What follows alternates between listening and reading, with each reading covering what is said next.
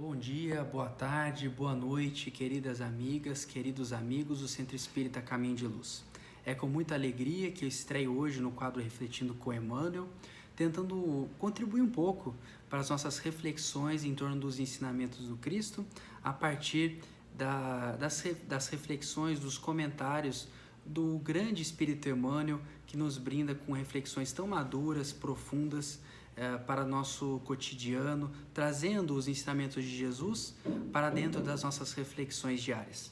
Vamos iniciar então o capítulo 7, a lição Tudo Novo, na qual Emmanuel comenta a seguinte passagem de Paulo em uma de suas epístolas aos Coríntios.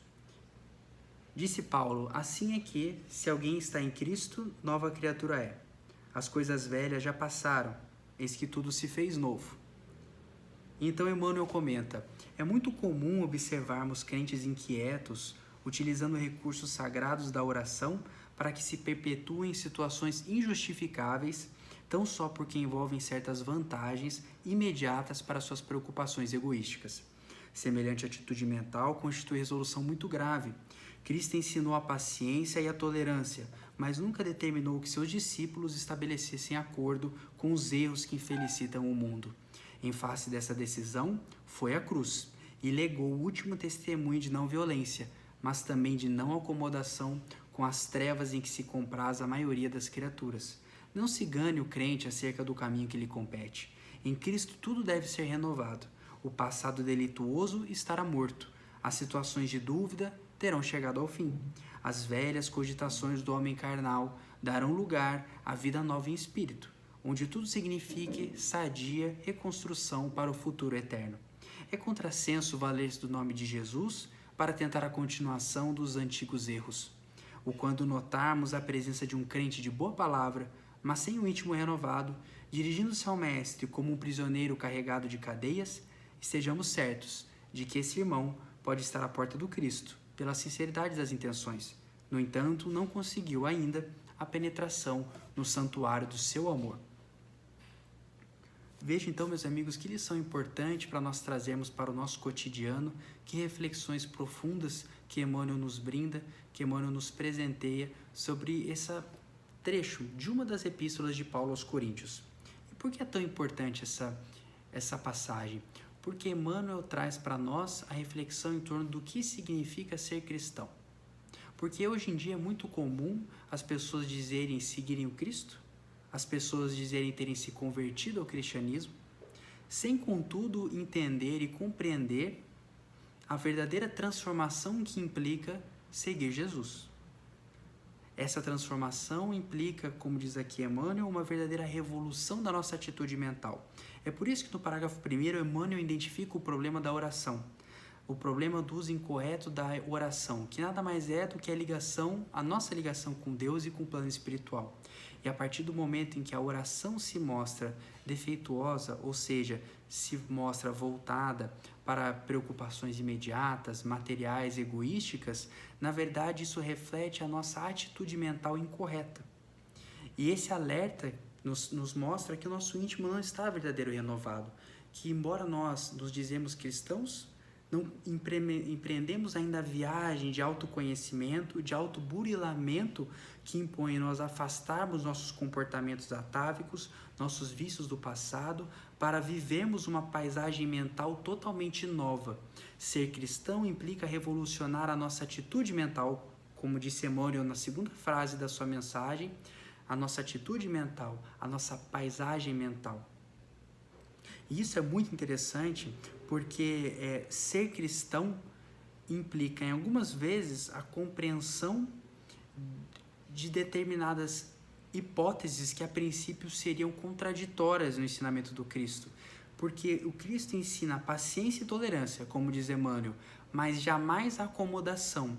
Ou seja, o cristão ele tem que cultivar dentro de si determinadas características, determinadas qualidades que revelam sua mansuetude, a sua abnegação, a sua resiliência, a sua resignação, sem que isso implique a acomodação, sem que isso implique uma omissão perante os dilemas, aos graves dramas que uma vida no planeta de provas e expiações nos impõe.